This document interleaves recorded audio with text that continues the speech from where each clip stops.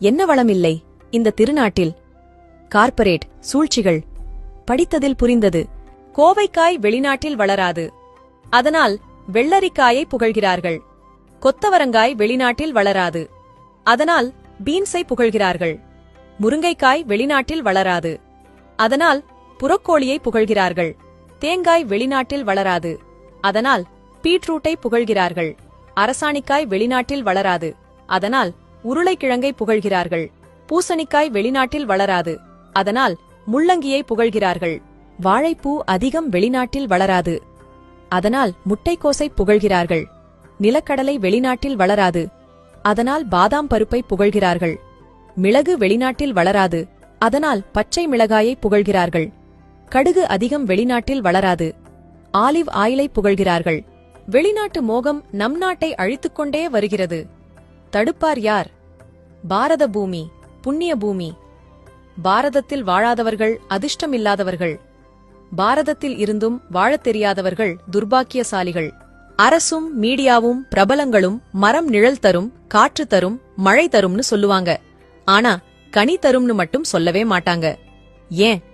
இப்ப சாலையோரம் வைத்திருக்கும் மரம், அரசு பள்ளி, மருத்துவமனை, அலுவலகங்கள், இங்கெல்லாம் இருக்கும் மரங்களை கவனியுங்கள். அங்கு கனி தரும் மரங்கள் எதுவுமே இருக்காது. ஏன்?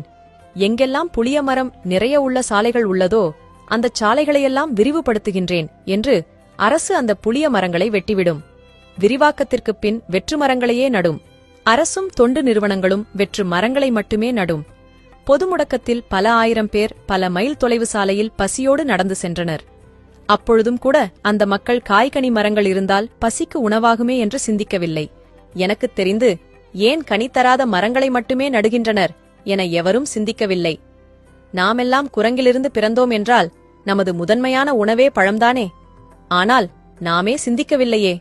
மா, பலா, நாவல், அத்தி, கொய்யா என்று எத்தனை மரங்கள் உள்ளன. அவையெல்லாம் ஏன் நடப்படவில்லை?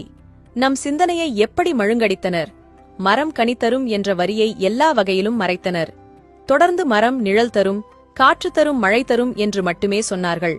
அதை மட்டுமே மனிதனும் நினைத்து கனியை மறந்தான். கனி நமக்கான ஊட்டச்சத்து நிறைந்த உணவு. ஆனால் இதையெல்லாம் தடுத்து கார்ப்பரேட் ஊட்டச்சத்து உணவு என்று கண்ட குப்பைகளை நம்மிடம் திணிக்கிறது.